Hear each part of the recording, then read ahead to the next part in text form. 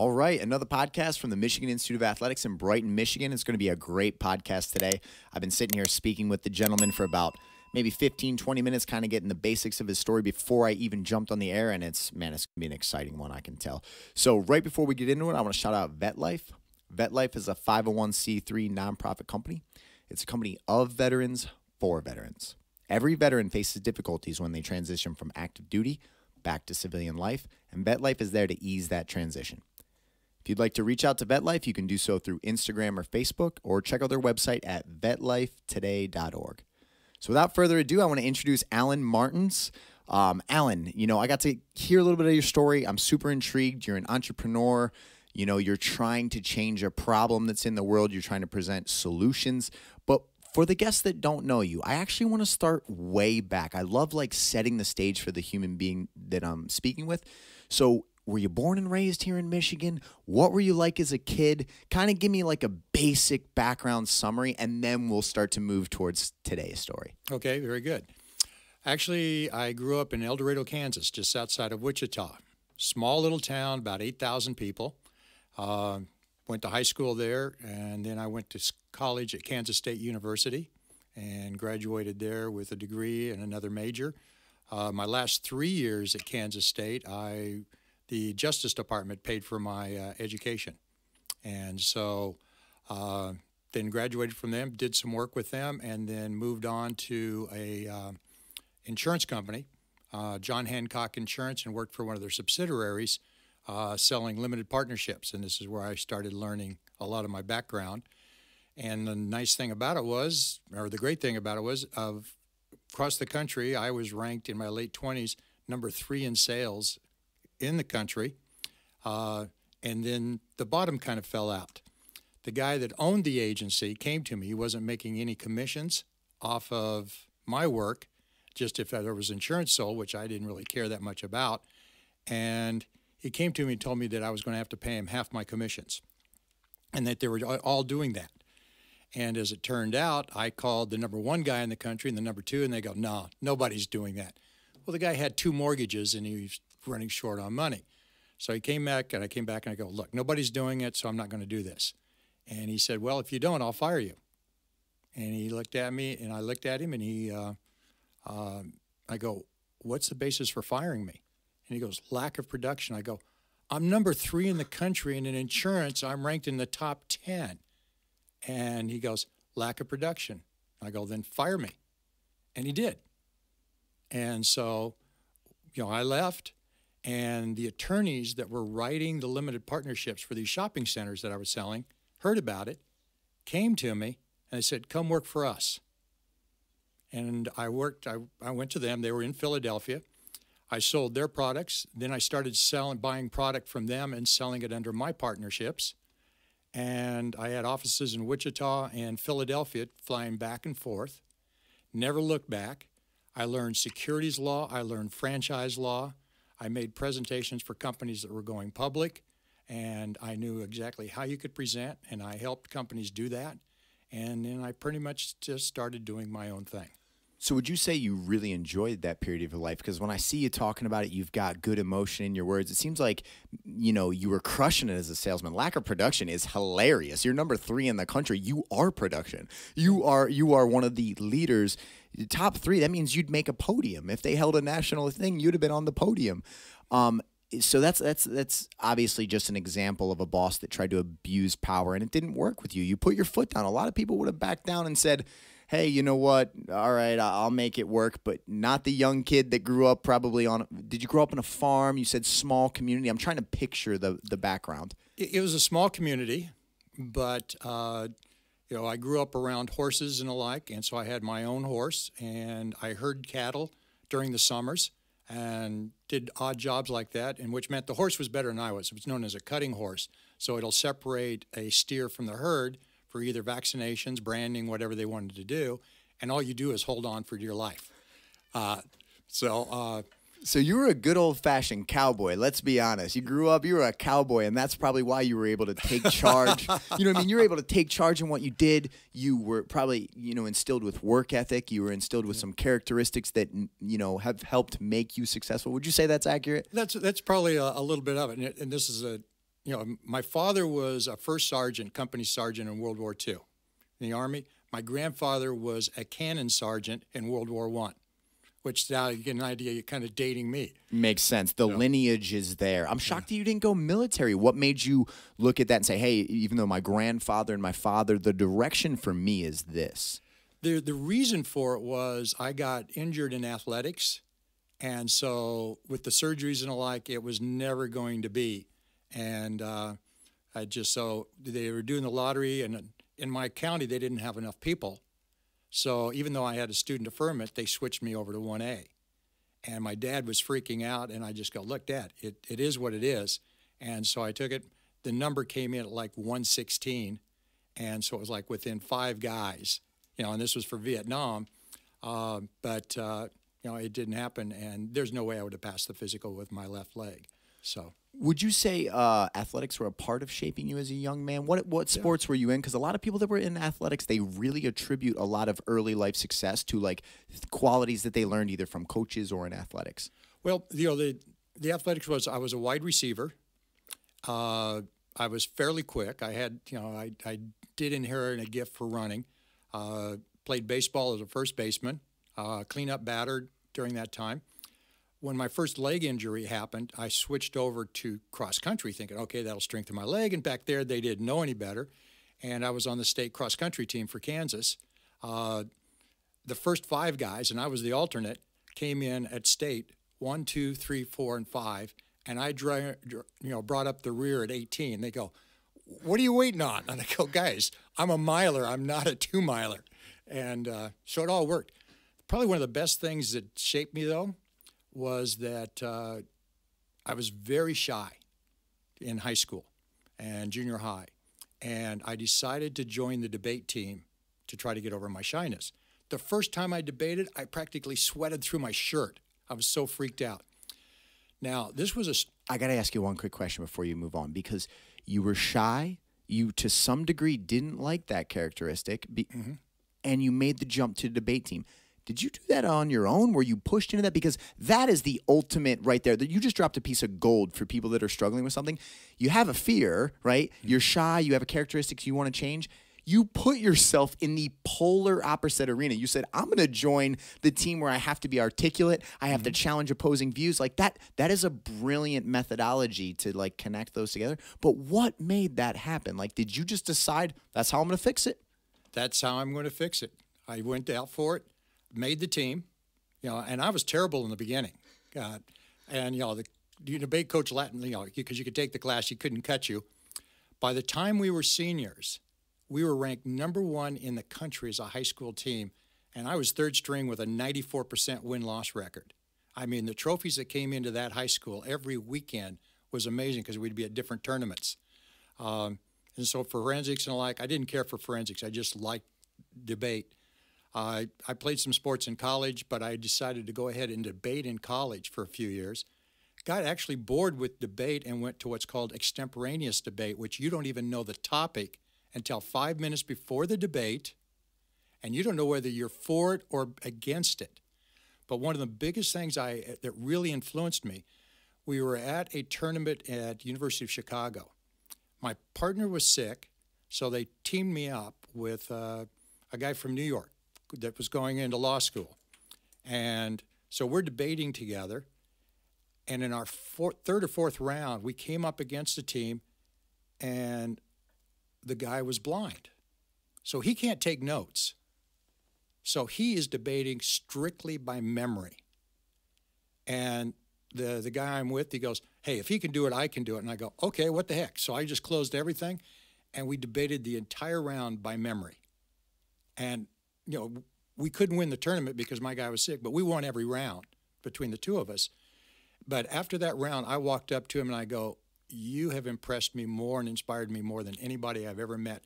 What are you going to do? And he goes, I'm going to be a lawyer. And I go, you're going to be incredible, because he didn't miss a point all the way through that debate. So that's amazing.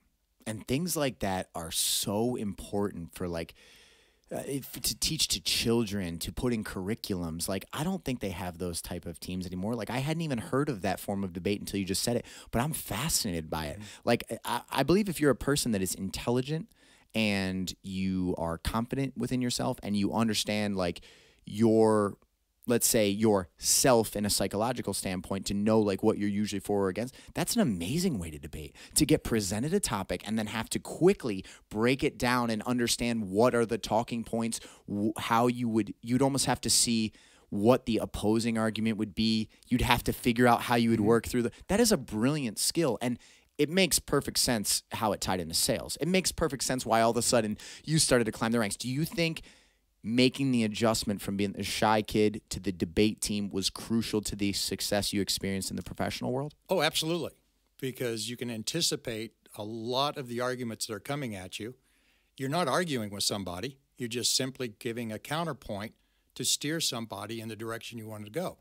One of the keys is that the person that asks the questions is actually the person that's in control of the course of the discussion. 100%, because you can steer where you do or you don't discuss. Like nowadays, they use so many tactics like controlled opposition, where they're going to ask questions from the opposing standpoint, but it's going to be real selective and ones that they feel confident to answer. And really, the ultimate format of debate would be just an open dialogue. That's it. Where I present ideas and things and we discuss them, and then you present ideas. That is the ultimate format. Yes. And I feel like a lot of kids nowadays, unfortunately, are lacking those skill sets. And you can see it present on social media. People don't know how to be on a different side of something and like have common dialogue and just discuss things and work for solutions. Like you're not the problem. The problem is the problem, and we're trying to find a solution. But if I view this as like, this is my team, and he's on a different team, so he is the enemy, it all breaks down. Like, you got to go back to the debate idea. No. There's a problem or a topic that we need to tackle intelligently with the thing that makes us so amazing as human beings, our intelligence, and we need to find solutions. Because that's another human being, right? That's right. This is amazing. I already love your story so much. So it seems like you're extremely passionate in that part of your life. You're killing it in sales, and then you moved over to the other side once you got out from under that, sounds like kind of a tyrant boss. You enjoyed that part of your life, but then what made you decide to go out on your own? I have never worked for anybody else after he fired me. I have been on my own ever since. From that point, I was doing my own projects, limited partnerships, and these were shopping centers around the country. So you learned how to acquire one, basically, with interim monies. And I had to go to other people. I didn't have any money, and they would put up a letter of credit so I could borrow the money, buy the shopping center. I'd turn around then, and through attorneys, accountants, we would then syndicate it based on what I'd learned, and sell it out to a limited partnership, and retire the letter of credit, and they'd get their fee, which was 10%. And then I made the money off of the spread, and I managed the property from that point on with a group of limited partners. And at one point, I had 7 shopping centers around the country, a 10-story office building, which I officed out of, and it was a Class A building. I'm sitting around there going, I can't believe I did this, going through. I'm still advising other companies. I helped a company in the beginning, which was really, it was kind of a cool story. Everybody's heard of Ergo Centers, and that started in Wichita, Kansas, by a guy that was voted most likely to go to jail. Oh my gosh, that is an awesome story. I got to hear more into that. Voted most in high school, they do those votes. Most likely to end up in jail starts Ergo Centers. Yes. And what he did is he was working for an appliance company. They would finance, and the people would not be approved. And he talked to his boss, and he says, look, we got some used stuff back here. I want to rent it to them. And he started doing it. They were making more money off the rentals than they were the retail sales. And so they started working on it. They had multiple stores. Well, the Carney brothers from Pizza Hut originated in Wichita. They got wind of it. Ergo Centers saved Pizza Hut. Pizza Hut was in a lot of financial trouble with their franchisees. So if you had a franchise with Pizza Hut, you could get a franchise with Ergo Centers. I was brought in to work on the business development of the individual stores. So we formed limited partnerships. Each person put in $50,000. They owned half the store. Rent-A-Center would own the other half and manage it. People were getting their investment back. Over a period of time, there were 48 stores that did this. And then Carney Brothers contacted Merrill Lynch, we want to take this company public. And Merrill Lynch goes, this is the ugliest deal we've ever seen. They ranked it one of the worst ever. But Carney Brothers were powerful enough with Merrill Lynch to force the hand. They took it public. They then exchanged for stock in these limited partnerships. Now, these guys have already made their money out of the rental. Now they get a stock certificate. What worked was it brought in $10 million worth of revenue for no debt, no cash, just a stock certificate. The stock went from $24 to $48 and split twice off of this. And the Carney Brothers, everybody, never looked back. Rent-A-Center is now owned by Thorn Industries, which is the largest rental company in the world out of England. That's where it ended up, where it is today. And so from those attorneys and everything else, I learned how to do structuring, and I have followed those structures, and there's been good times and bad times. Now, everything seemed to be going well. At one time, I was partners with the Wichita Wind Hockey Club, which was the farm club for the Edmonton Oilers back in the Wayne Gretzky days. The greatest. Shout out to Wayne Gretzky. Yeah. So, and we worked with these players, and that's a story in itself. When I came into that team, they were last. Now, here's this dynasty that is just chewing everybody up, and the farm club is terrible. They're absolutely in the cellar because these guys all think, well, I'm going to move up anyway, so I'm not going to do much. And they're not doing anything at all. And the coach was beside himself. My partner was beside himself. And so I just started asking questions. And I just said, what level is there after Wichita? And they said, well, Buffalo. That's hockey hell. You never get out of Buffalo. But everybody has one-way contracts between Wichita and Edmonton. And I go, all right, let's pick the most popular guy and tell him he's going to Buffalo. Well, his agent's going to go nuts. Everybody's going nuts. He doesn't have to do it. I go, what happened if we don't suit him up? Well, he doesn't get paid. And if he doesn't suit up and he doesn't get paid, how long is Edmonton going to keep him? So we picked the most popular defenseman who was just a great guy, was shocked that I was doing this to him. And we just go, you're going to Buffalo. And he sat around for a couple of weeks. His agent came in and started really chewing on me. You can't do this. It's illegal. I'm going to sue you. I go, let me ask you something. How much is he making? He's making $150,000 a year. We only had to pay $2,200 of it. Edmonton picked up the rest. And I go, and you're making what, 10%? 15%? He goes, none of your business. I go, all right, call it 10%. So you're pulling in $15,000 a year. What happens when he goes to Edmonton, if he goes there? Where's his contract go? He goes, probably got up close to $1 million. I go, 10% of $1 million is $100,000. Do you want 15,000 or you want 100? We're going to straighten the guy out. He walked out, looked at the player, and he goes, there's nothing I can do. You're going. Wow. Okay. That is a fascinating story. And again, those debate skills. You got this thing going, and then next thing you know, every environment you start being a part of, you break down the problem, you find the solutions that you worked through. Because it makes sense to me. I get how you motivated that guy. And if you did it to that guy, every other person took notice and went, if that's happening to him, we better step our game up. That's exactly what happened, because as soon as the guy went to Buffalo, we walked into the locker room and go, 3 more of you going. We just haven't decided who's going. You either don't suit up or you don't play, or you're going. And we'll decide. These guys started skating, the defensemen started hitting and moving, and the team started winning. Now, almost 8 weeks later, we're now tied for first place. He comes back. He sees everybody moving like crazy. And he gets in there, and he's going for it. 9 guys moved up to Edmonton over the next 2 years. Andy Moog was our goalie at the time. He was traded to the Rangers and was their starting goalie, all from this.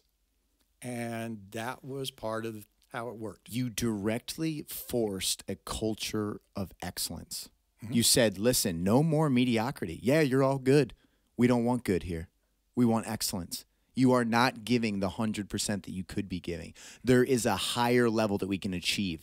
And you pushed them off a cliff in a little bit of a metaphorical speaking manner, but in the right way. You said, all of these players can give more. This culture can be higher level, and all of us will reap the benefits of this. So will you. Players that are just kind of giving your effort. Don't you want to make it? Don't you want to be something? That story is fascinating. My fighters are going to love what you just told. The other thing I want to ask you about, so you said from the moment you were fired, you've never worked for anyone since, and I love that. I love how you said that. Do you think that's because of the value you have within yourself, your self-confidence, your things like, because a lot of people, when they get fired for the first time or when they get a major setback or they get let go, it does something to them. It does something to their self-esteem. It cripples them. And it's not common that during a disaster like that, someone would go, guess what? I'll never work for someone else again. I'm going to be my own boss. Generally, they get knocked down. Why did you not get knocked down? Well, I did get knocked down. You know, you got to pick yourself up because it's devastating to go from basically a six-figure salary, you know, commission-wise that you're earning to basically nothing. But my value to these attorneys, because they're the ones who are drafting all the documents to be sold, and they're the ones acquiring the shopping centers and then flipping them, he goes, no, we don't want to lose you. You're coming over. And from my standpoint, from that point on, I go, I don't want anybody ever to control my life again. Now, that doesn't mean, you know, I worked with other people, but and the like. But then, you know, there's other things that then beset me from this. So, you know, I'm sitting there with the hockey team. We have restaurants. We have nightclubs. We have, you know, Rent-A-Center wouldn't give me a franchise because I wasn't a Pizza Hut franchise. So I said, okay, I've learned enough. I opened up rental stores down in Florida across from naval bases. And so I'm renting to basically military personnel. And if they went out on a ship, everything just set back and go, pay me when you get back. We'll put everything on pause. Well, no other rental company would do that. So I'm getting everybody. And the other thing, the beauty with the military was if you didn't pay your bills and the commander found out about it, you were in a lot of trouble. So we never caused a problem. You just go, so long as you talk to us, there's no issues. And that's the way we operated. And it was really taking off quite well. So what was the name? What was the name of it? Rent It All. Rent It All. Rent It All. There's the thing is, you knew the process. You knew how to be successful. You found a demographic that made sense, and you said, "Hey, we'll even be willing to go above and beyond for these people. They have certain commitments that is not the average civilian. So we're going to go to bat for them, but we're going to hold them to a different standard." That's awesome. So then, at what point? Let's start to shift towards what we're doing now. At what point did you begin to get the idea from Majestic Beds? What got you turned in that direction? Were you involved in a similar company before that? Or let's talk about that transition of your life. Okay. This is, you know, it's always hills and valleys with anybody. You know, anybody who thinks that somebody gets to the top of a plateau and stays there, doesn't happen. You know, it's so rare. So what happened to me was the 1986 Tax Reform Act came out, which crushed interest rates and depreciation on shopping centers, commercial properties. 30% of the savings and loans in the country went bankrupt because their properties were no longer worth the loan. And you know, so their equity in the savings and loan had to cover it, couldn't do it. And the IRS came in and said, you know, we think you're the promoter of tax shelters, so we're going to basically set up our own depreciation interest schedules on you, and you're going to pay the difference. So they came and they crushed our organization. And we fought it in tax court, and there was a remote law from 1933 that said the IRS commissioner could change the interest rates and depreciation schedules or do it away with it at whatever they wanted to do, and it was legal. So we lost. Now, here I have now all these people in my investments. They're all sitting around. We're in a room, and they have attorneys there because, you know, naturally they're getting hurt. And we had basically what's called a memorandum with all the risk factors. And I opened it up to page 8. At the bottom, it talked about IRS, you know, making adverse decisions. And I saw attorneys looking at their client going, did you sign this at the bottom of the page? And they went, yeah, I did. So you're disclosed. But what I did is I owned the second mortgages on all of these properties. I forgave the mortgages, $13 million in mortgages, so they could sell the properties and pay their taxes. Now, I walked away, but this is one of the reasons with everything I've done in my life, I have never been sued or found, had a complaint filed with the SEC. So we live by a certain code. But it pretty much crushed me because now the IRS is chasing me for what should have been a $27,000 tax bill. They want $7.5 million. Now, everybody's like going, how did you deal with that? I'll tell you what, it was so unrealistic to me, it was like I couldn't even wrap my brains around it. So I'm basically going, okay, I'll fight it. And I fought that thing for 18 years. It eventually, with interest, grew to almost $15 million. And I got to the point as far as filing claims against it and fighting it. After the attorneys, I go, I'm spending a ton of money with them. I go, I can do this myself. So I'm writing offers in compromise, doubt to a payment, doubt to liability, and every time they deny it, I just put another one in, and that stopped them from doing anything. And finally, the second trip up to the regional director for the IRS, they go, you don't owe this money. And you're right. And so they go, but we have all these liens on you. What would you pay us to have them go away? And I go, what do you mean? He goes, well, at one time you offered us $180,000. You offered us $100,000. And I go, yeah, and you denied those. And he goes, so what will you pay us for us to have those liens go away? And I said, well, I'll tell you what. You're telling me you'll drop the liens today based on a payment. And I slid a penny across the table. You did not. Yes. You did not. One penny.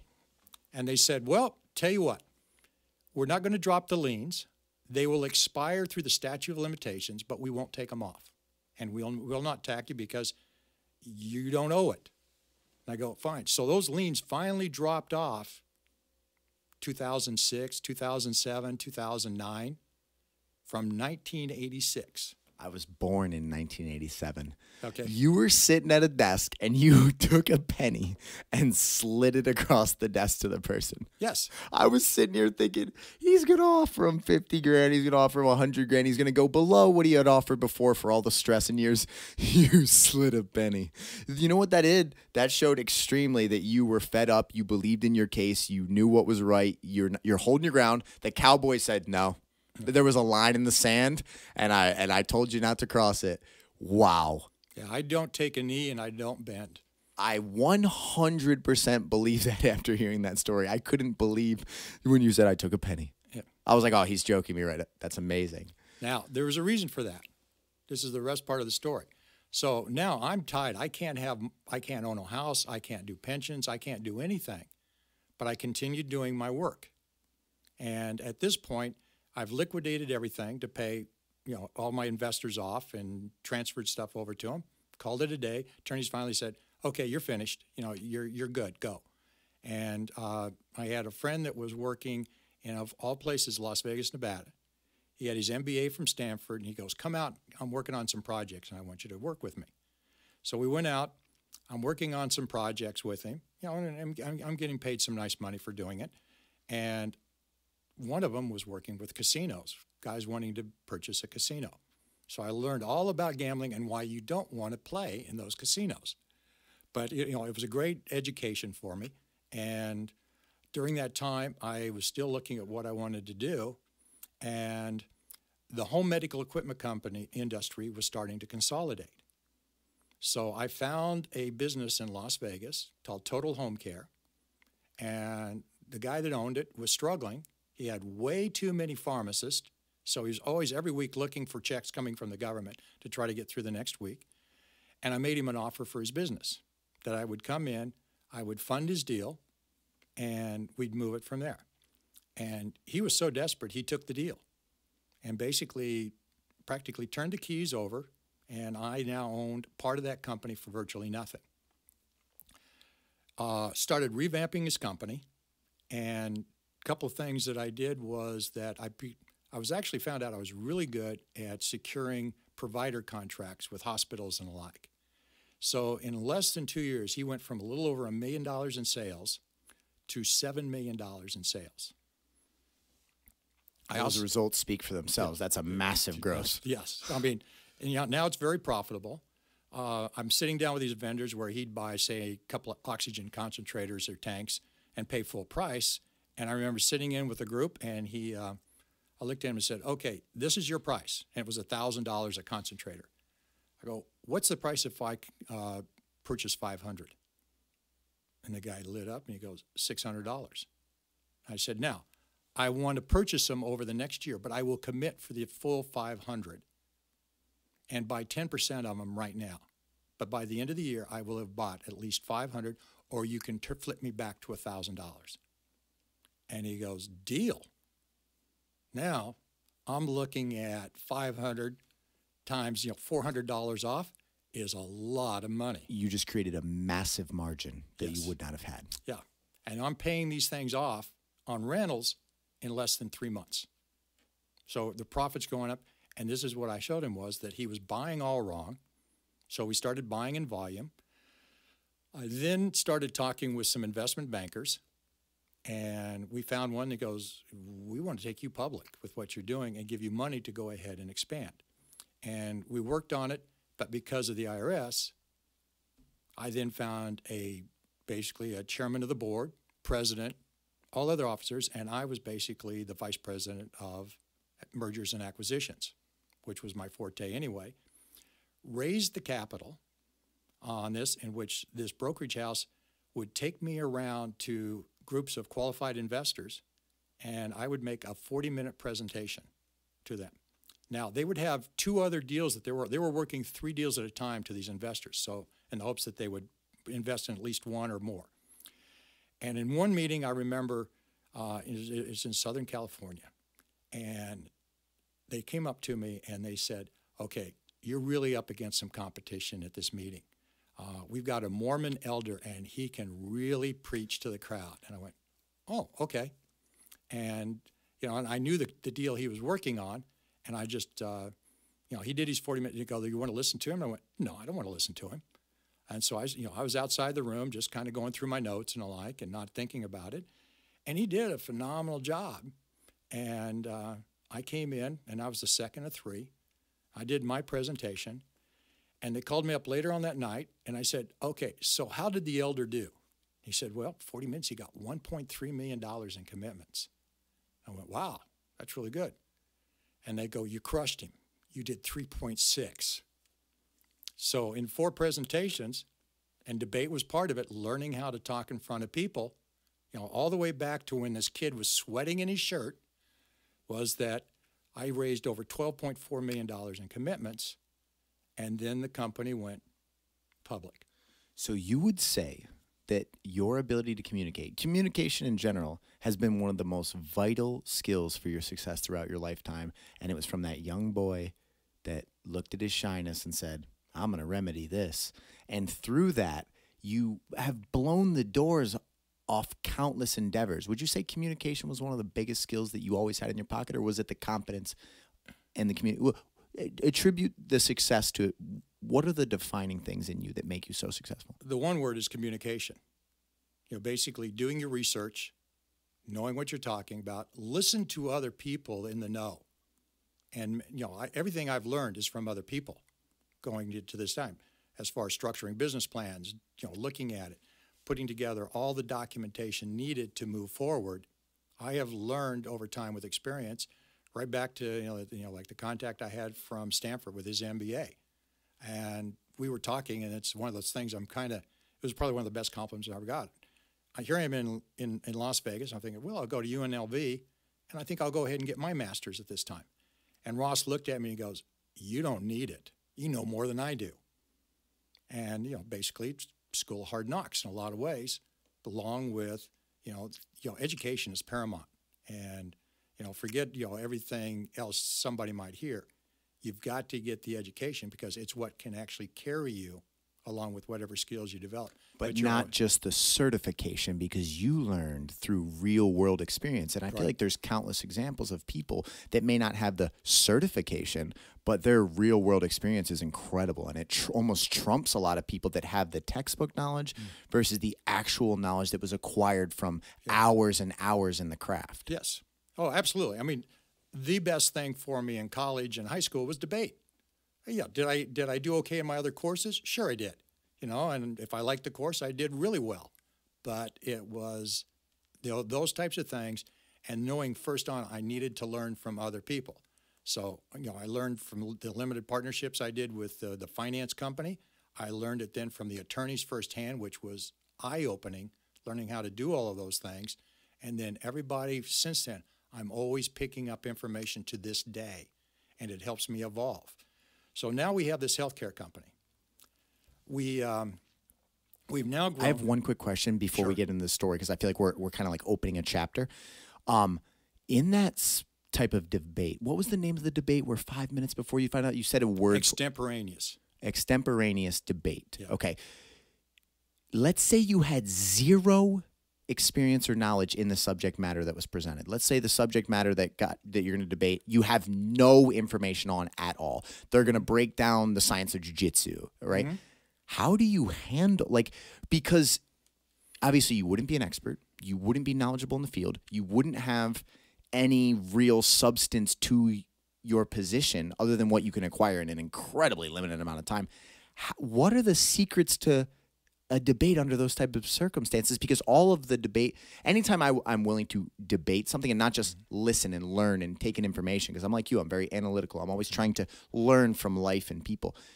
I have a strong opinion on something because I've spent hours researching one side, the other side, formulating my own opinions, citing the source, like really structuring something. How do you do that in a manner that that debate presents? Where you have 5 minutes, dictionary. You look at every word and look at the definition of the dictionary, and you either can support it or you tear it down based on the definition. The craziest one we ever got, and you know, during Vietnam, was resolved that the American, you know, the emblem, you know, the bird, should be changed from the eagle to the dove. And we had the negative. And so the affirmatives, they thought, oh, we've got this with all the protests and stuff. One dictionary, one definition. Dove is a symbol of Christianity. We argued it on sacrilege and crushed it. So you just found a point that was irrefutably true. Yeah. And then you said, we're going to hammer this part of it. Yeah. We're going to make it so difficult to take on the argument that we, like you said, whoever asks the questions or whoever controls the conversation, they control the outcome of the audience. Correct. Right? Yeah. And people know this. So, oh man, that's brilliant. All right. So let's open the chapter about Majestic Beds. Okay. So what occurred is that the company's moving forward. It's gone from one of 15,000 to 27th in size in the country, trading on small cap NASDAQ. You know, it's moving, doing really well, growing at almost 400% a year. Guys got greedy. They didn't understand how hard it is to raise money.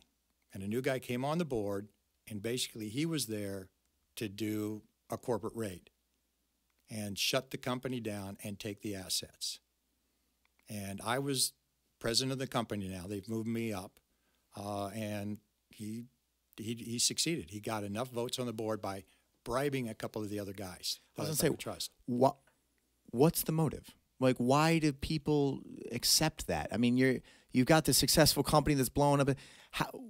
How does that guy get in? What's the motive? Why does that happen? Because I've heard of that happening in several occasions. You being much older now, much more experienced, and looking back with a different lens, how did that take place? Basically, you have to develop the ability to judge somebody. And this is one of the times I failed. Person came in, a lot of schmoozing, everything else, and he was there for one reason, and that was to steal the money. So, first thing he does, he has the chairman of the board, convinces him, well, why don't you just take some of your stock and sell it? Well, an insider cannot sell stock because the investment bankers know immediately, and if the insider's selling, they'll crash the stock. And that's exactly what he did. And he sold 50,000 shares, and I got reamed the next day. You know, they called me up. I didn't know anything about it. So I'm calling him up. I'm chewing him out. There goes a vote. Then they convinced the CFO, hey, you know what? If Alan goes, you can be the new president.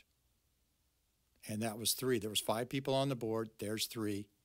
And they pretty much told me. They gave me a small parachute, and they reneged on the money within 2 months. Basically, my Wife at the time was pregnant with my son. So I'm thinking about protecting them and her stress. So I took the deal. And they said, the one thing about this is we don't really want this pet project, this foam you're doing for cancer patients. So you can have that. So I took it. The sad thing was 78% of the shareholders and the investment bankers wanted me reinstated.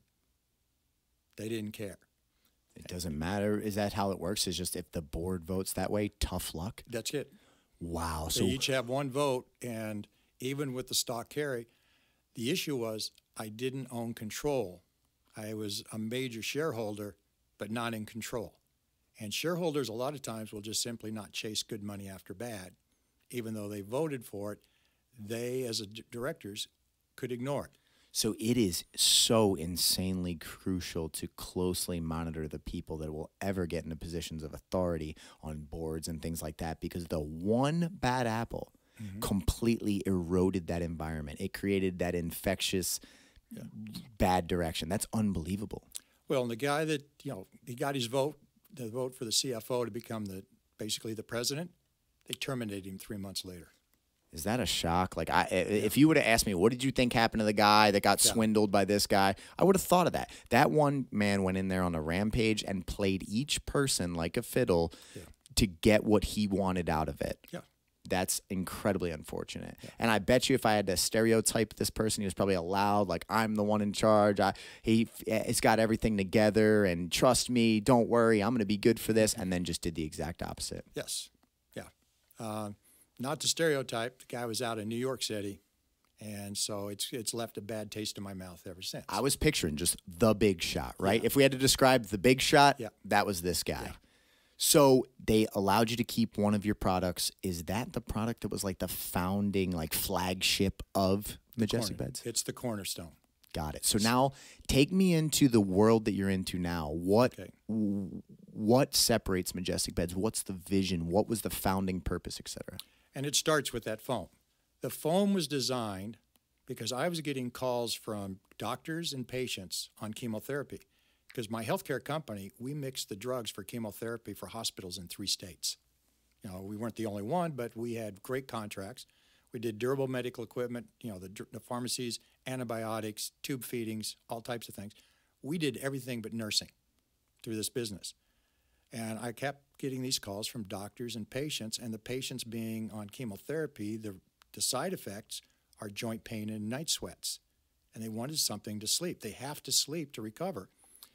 Well, there's nothing out there. There was 8-grade foam, retail beds, there's nothing there for them. And Tempurpedic had come out in 1991 when this was all, when this all started. I'd been at the medical conventions. I saw it. It was hot. It smelled terrible. It had nothing I wanted anything to do with it. And several of my vendors came to me and said, we want to get into this memory foam. Why don't you like it? And I told them the reasons why. And they said, if we could come up with a hybrid, would you work with us? Because if you do something, other companies will want to do it too. So we worked with an R&D department, a foamer out of Montreal, Canada, and they said, what do we need to do? Get rid of the smell. It can't be sensitive to room temperature. And we don't want to use body heat to mold because that's going to make people even hotter. And 6 months later, after seeing several samples, they sent me a sample, and I was in Salt Lake City, Utah. It's snowing. It comes off in a UPS bag rolled up. And Tempurpedic, if you've ever been around it, the colder the room, the harder it becomes. At 50 degrees, it is so brittle, it will break if you try to bend it. This is coming out, and it's freezing outside off of an uninsulated truck. I take the bag, and my hands go into it just like it's regular 70-degree weather. And I go, we got something here. Yeah, there's something here for sure. So we open it up. First thing I do is I put my nose right down into it. No smell. Nothing. So we made a couple of prototypes. I used wool encased in cotton for night sweats. We put it out there. The doctors went crazy over it because there was nothing like it in the market. We are selling toppers like crazy. We're constantly back ordered. We can't keep up with the demand because I had something like 18 locations and 12 joint ventures. So we're selling this stuff, and this guy was not looking at the numbers. He wasn't looking at this at all. And he goes, no, you can have that foam. We don't want that. We're going to sell the oxygen business, everything else off. And they basically, they broke the company in less than a year. And this was it was a Class Act company as far as even all my locations had accreditations with accommodations for surveys by the healthcare industry. I mean, that's how strong it was at that time. Had we been left alone, we would have had all the money we needed to expand this starting in '93. But that wasn't to be. So I took the foam. I went back with one of my vendors, and we built a couple of beds, starting to show it around. And one retailer that was trying to use it was at a home show for RVs, for RVs and the like. And he goes, how can I market here? And I said, well, tell him the truth. You just bought your dream RV and you can't sleep on the blank, blank, blank mattress because they're terrible. So we put that sign up, and in a day and a half, and oh, by the way, it's a 3-day show. They're doing terrible. It's Saturday afternoon. They call, we need Alan to come down here. And my wife looks at, on the phone, goes, no, he's sicker than a dog. And she comes in and goes, you're not going to believe it. They're begging for you to go down there. And I said, okay, I'll go. So I basically a whole lot of Sinex and went down there, and we did $15,000 in sales in a day and a half. We made like $5,000. And I go, hey, this is pretty cool. So a buddy of mine says, wait, I'm going to be working a home show in Des Moines. I go, I'm in Salt Lake City. Well, what else do you have to do? Jump in your truck and drive here. And I go, you got to be kidding me. Now, here I am. I was the president of a healthcare company, white collar, and now I'm going to drive basically a box truck. And you did it, didn't you? Heck yes. Absolutely. So I drive in there. He is, it's got a cool product. He's selling artificial palm trees, metal ones that look like the real deal. I mean, this guy, he's got it everywhere in every state has bought these things, and people love them. Even on the back of an album cover, Kid Rock, by his pool, he's got Turner's palm trees behind him. I mean, this is how good. The guy's great in sales. And so I show up there, and I tell him, I'm by myself. He goes, I'll help you set up. I'll help you break down. And he sends his son over because they're arguing. It was a son and a father deal, and the son's not listening to him. He goes, you go work with Alan for 3 days. And so Todd came over, and we're working together, and I'm explaining things. And he goes, well, my dad never explains it like this. And I go, do you know that your dad's probably better at sales than I am? You're not listening. So at the end of 3 days, he goes, man, I really learned a lot here. And I said, now go back and you start listening to him, and you'll never look back. But if you keep fighting him, he's going to put you out on the street and just go work somewhere else. And you're going to lose out on a really big opportunity. So it worked out really well all the way. Turned out to be a good show for me, and we're now making these beds, and I'm doing home shows, and this has turned out to be a great market test. Now, what had developed here is that I'm not interested in selling a retail bed. And I'll get into that in just a minute. What I'm interested in is selling a benefit. And the benefit was to help relieve pain, regardless of the symptom, regardless of what you're dealing with. The symptom, it's strictly the pain associated with the symptom, with the physical disability or recovering from surgery. This is what you want to sleep on to get the restorative sleep you need to help you heal. So we weren't practicing medicine. We were just talking about pain relief, because pain relief comes if you're fatigued, you're more sensitive to pain. If you're getting sleep, you're no longer as sensitive to pain, and the deeper the sleep, the better your body can recover. And that's where we started. Over the years, we have had less than a 1% return rate dealing with critical people in pain. Now, other companies, big name ones, they have 17% return, 30% return. Under 1% is remarkable, because these are people that are living in pain. Mm-hmm. So if they weren't experiencing a noticeable difference, they're going to go, this product didn't do anything for me. And most likely, they're probably going to return it. Yes. You're dealing with people living in pain, and 99% of them are keeping it. That speaks volumes. That should have been the number one thing to tell people, like, say what you want. Listen to any words from any advertiser. These are called results. Wow. Well, and we were, at the time, I had also been a consultant to Tempurpedic's medical division because of my background. And we were selling some of their products. And the president for their medical division came to me and go, all right, we want to figure out what you're doing. I go, why is that? And they go, well, there's 127 locations around the country doing what you're doing. You're number one, which I didn't know, and number two doesn't even do half of what you do. How much is Tempurpedic and how much is yours? And I go, you're maybe 27%. And he goes, really? And I figured I was going to get bashed for it. And he goes, well, 27% beats the hell out of nothing, was a direct quote from him. So he goes, but how do we clone you? I said, well, that's easy. And I said, I can take somebody, and I want to prove this at a home show. I'll take somebody that's never done this before, and they'll learn my system, and we'll just see what she does. Well, what they didn't do, it was a ringer. I took my daughter, 17 years old, high school.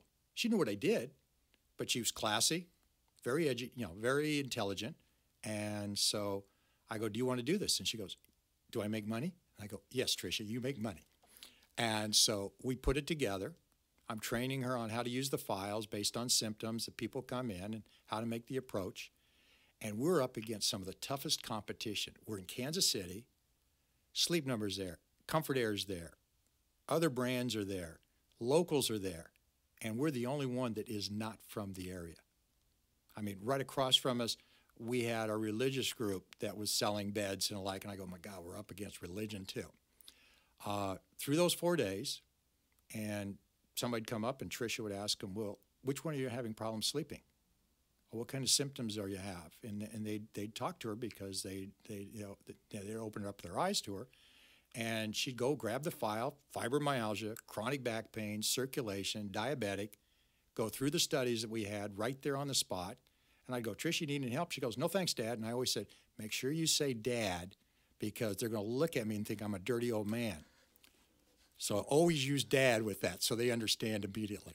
There's an extremely powerful quote that you, as you're speaking, it's just resonating in my head. And I got to tell you, there's a speaker called Simon Sinek. I don't know if you know who he is, but he's a very good business leader, speaker. He always says, people don't buy what you do, they buy why you do it. And your daughter connecting with those people and making them feel important and heard and valued and understood and capturing, it's not an exchange. That's not so much a business exchange anymore. That is a solution to a problem. And as you're telling me the story, it makes perfect sense. All these mega retailers that have just doing the same thing they've always done, that you got Bob over there that, yep, try our stuff. Do you like it or not? Have a nice day. You're understanding the person, and you guys are deeply invested in your craft, I'm going to call it. That made all the difference. Would you say that was the big difference between you and the mega people? Oh, yes. And this is one of the things that we would also do. You have all these other bed companies here. This is a perfect opportunity for you to go try them and then make the right decision for you.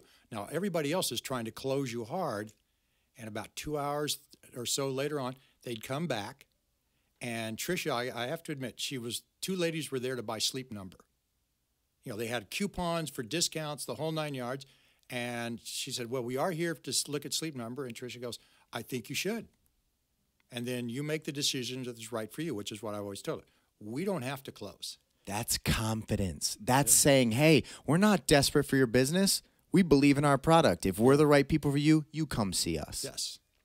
And so at the end of it, both ladies came back and she goes, we're buying yours. You know, because of how they felt, she had addressed the symptoms that they had. We explained why it would work. We also told them why other companies don't work. And Tricia was feeling like a rock star. That's what we got to throw in there. She had to have been feeling awesome. She's witnessing her newfound skills yielding success. Yeah, and she's closing. I'm not having to help her. Now, here's a funny part that I left out.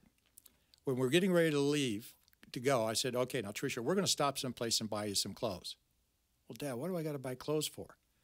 Well, Tricia, look, you're 5'8", and not to brag, but she's a gorgeous blonde, very, like I said, very intelligent.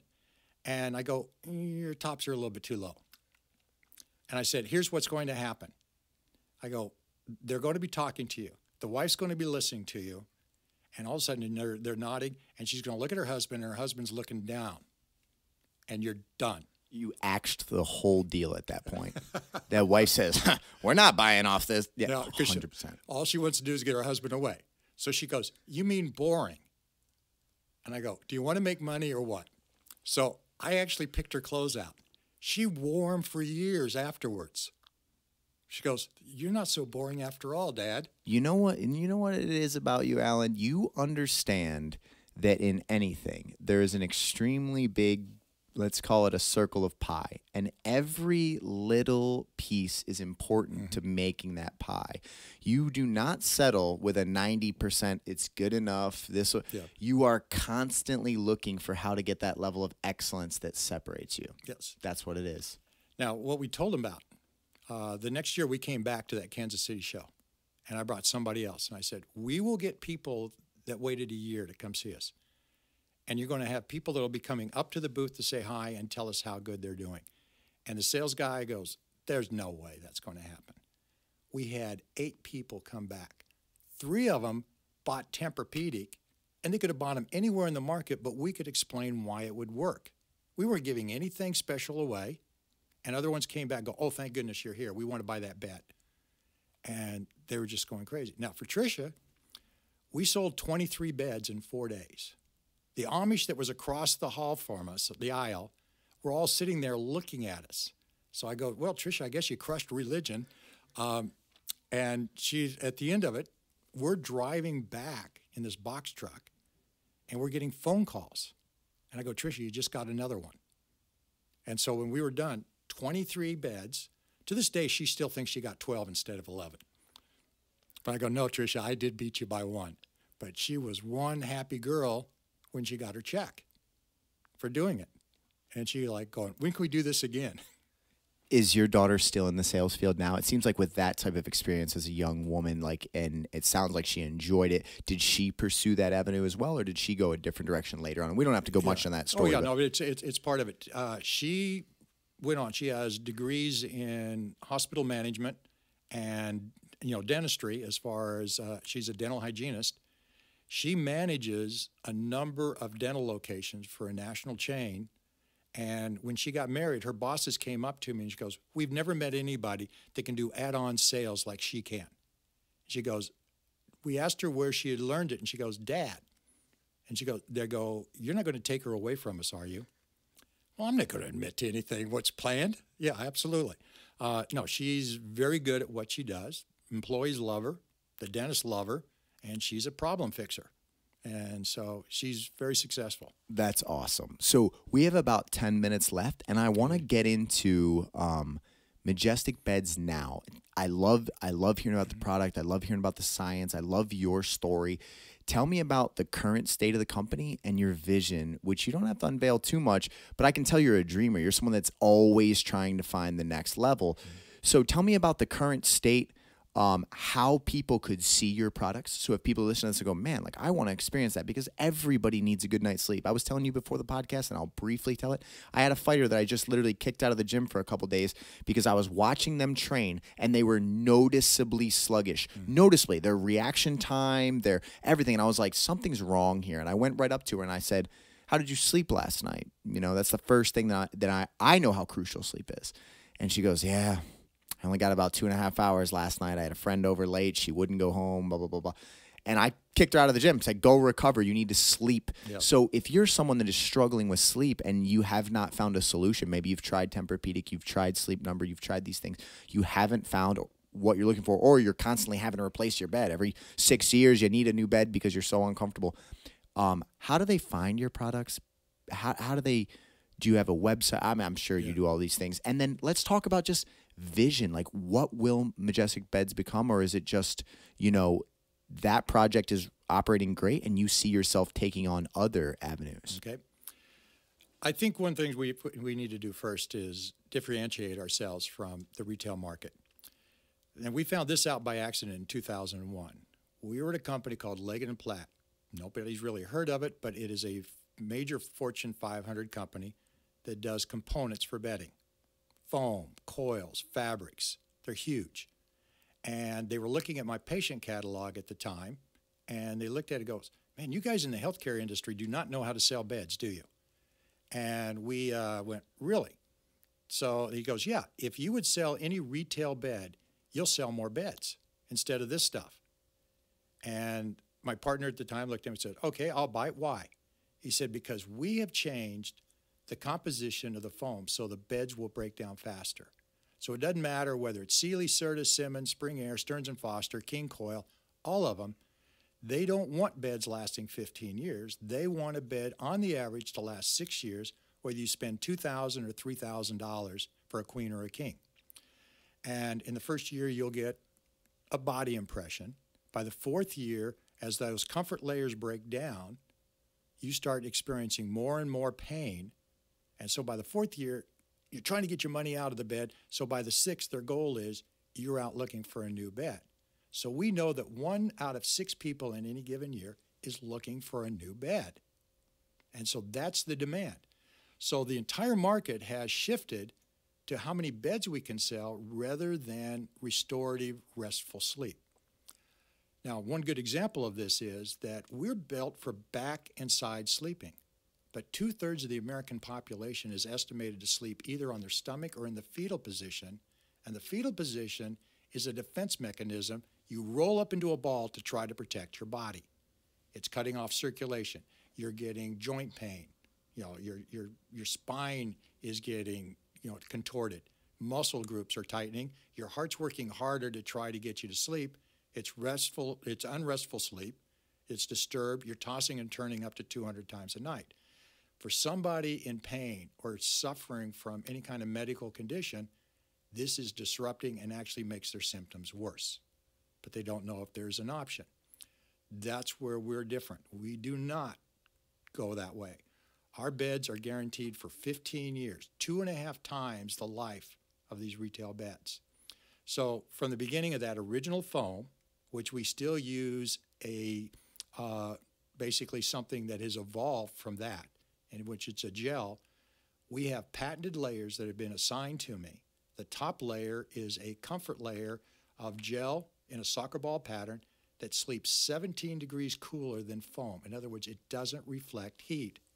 Now, I don't like being cold, so it sleeps neutral to me. But if you have excess heat, sucks it right away, so you get more restful sleep. It also promotes unrestricted circulation.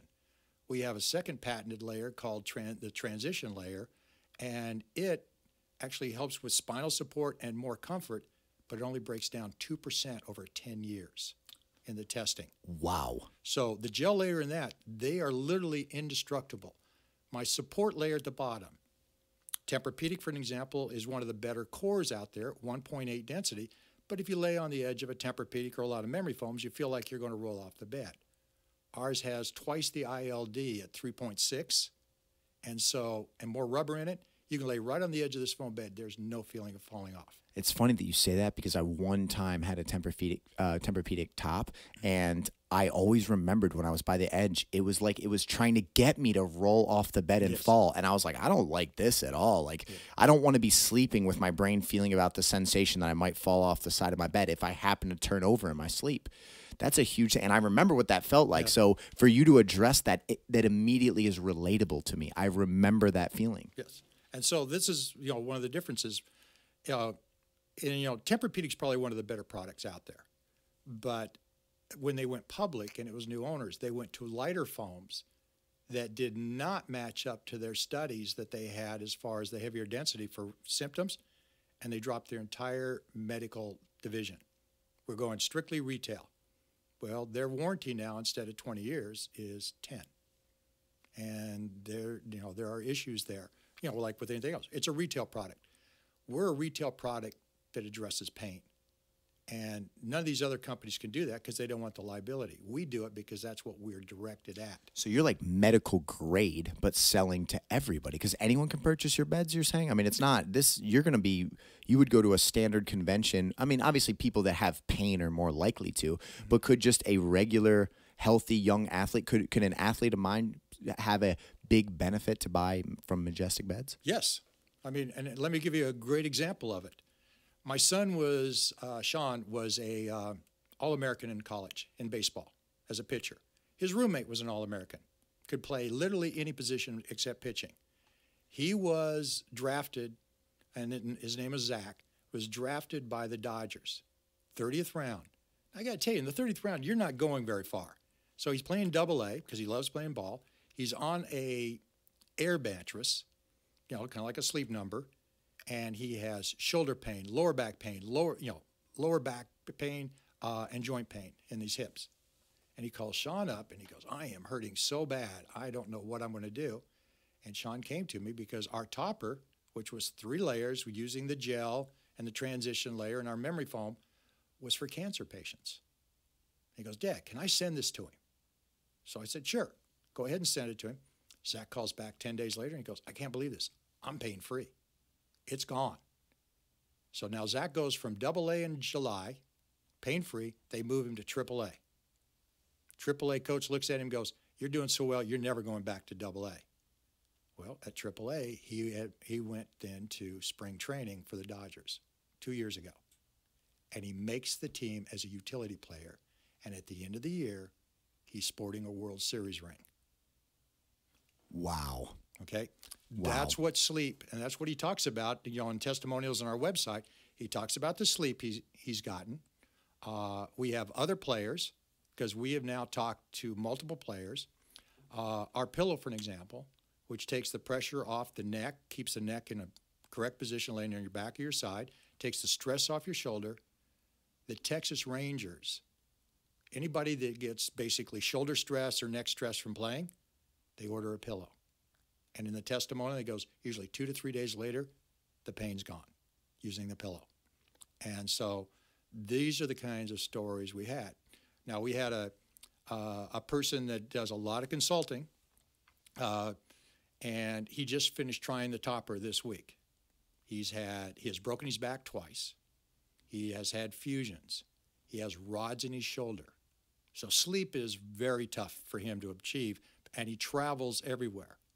And he just experienced the topper for one night, called me up, and this was last night. I talked to him, and he goes, I woke up this morning. Now, my shoulder, I have to give myself treatments because, basically his training facilities, and they work with a lot of injuries, just to get my shoulder working again. I woke up this morning, and I was pain-free on my shoulder. I go, I've never experienced anything like this. And that's incredible because we're not going to name him on the podcast as you're doing this, but I know who it is. And I mean, he's an extremely involved athletic guy. He is a staple in the training community. You know what I mean? Like people know him and his methods and, and he's a desirable figure. So for him to give that type of testimony that has so much weight. There's so much value there. His voice can reach countless people and tell them the benefits and the difference that he experienced. Yes. And he works with spinal cord injuries, and we've been invited to his facility in Florida 2 weeks from now to do studies. Now, we're pretty excited about that. We've also built now a travel topper because the worst thing that happens for athletes traveling are hotel, basically travel back pain. I'm in a hotel two to 3 times a month. So let's say 7-8 nights a month I'm sleeping in a hotel bed. And I'll tell you right now, I get substantially worse sleep than when I do at home. So a travel thing for athletes and coaches and professionals that are all over the world, it's almost going to be like an essential. Like it's something that you're just like, I have to have because when I don't get good sleep, probably the same as you and everybody else. I told you before this podcast, I feel terrible. My brain doesn't work as quick. I'm not as sharp. And in professional athletics, me sitting in the corner with my pro fighter, I have to be sharp. I have to give them information that they need. It could be the difference between winning and failing. You know what I mean? It's massive. And that's exactly right. So they are now testing, and several teams are testing a new travel topper we have that's only 2 inches thick. And this trainer tried it, and he goes, I've never slept so good in a hotel bed. So he's getting restorative sleep. It's improving all his reaction skills, everything he needs, his ability to move.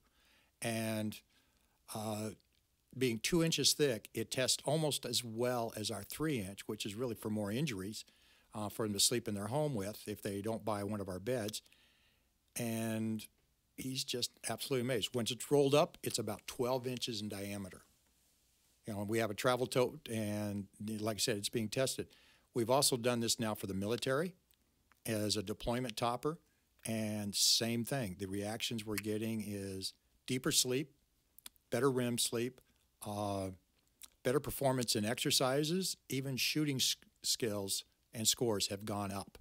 It makes sense. I mean, sleep is imperative. You have to sleep. And if you're in the military, and especially let's not even talk about the ground level of the military. If you are the people that have authority roles in the military, you have to realize the responsiveness, the alertness, the quick decision-making ability of our military is a crucial thing. It's something that it's absolutely essential, right? So by being able to provide this type of thing and witness the difference, I think you're going to shift culture in a direction where the better we take care of those people, the better they can take care of us. It's just a simple exchange.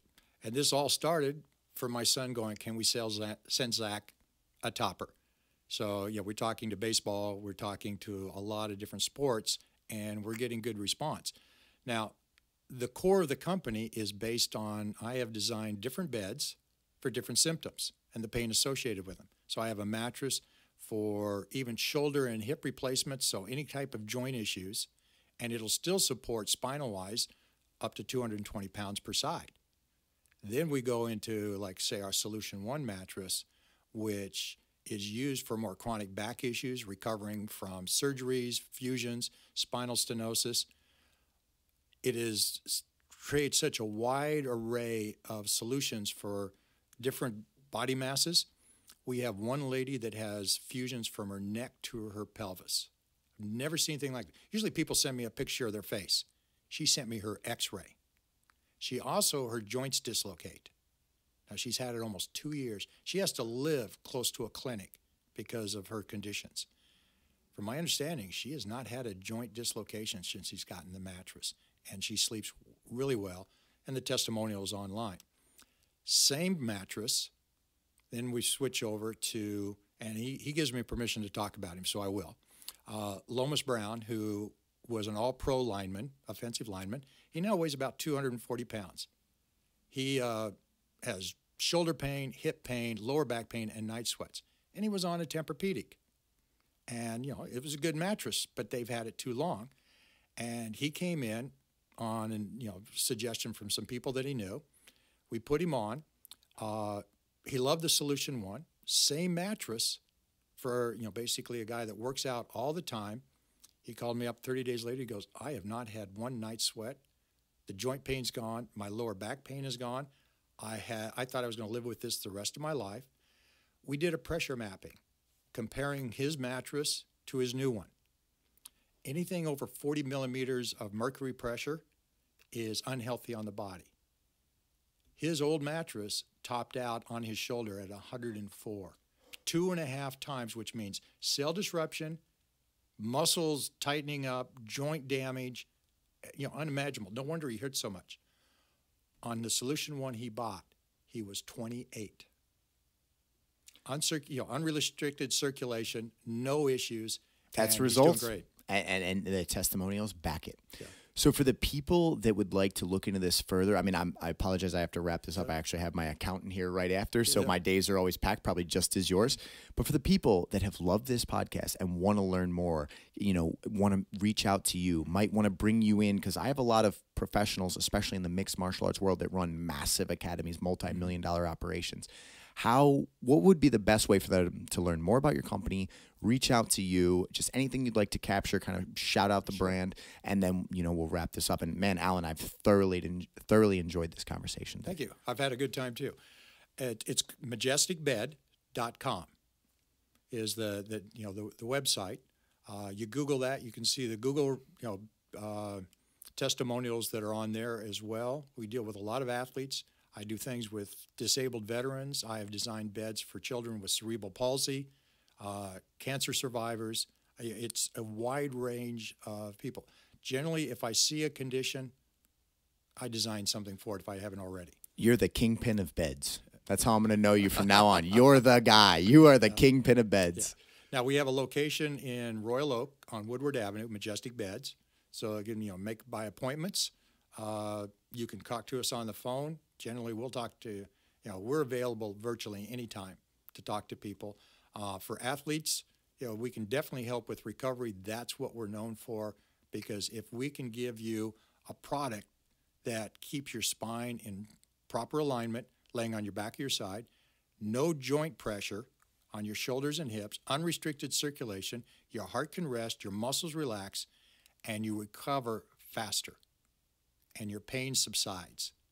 And this is 100%. associated with injuries, medical symptoms, and even surgeries. So. Well, Alan, I'm sold. I'm sold, and I think it's awesome how passionate you are and how involved you are in the field. You know your information inside and out, all the way back to that young, shy boy that said, "I'm going to make sure that I am well versed." You know your information. It was truly a pleasure sitting with you today. And we'll wrap this up. Great. Thanks for your time. Thank you, sir.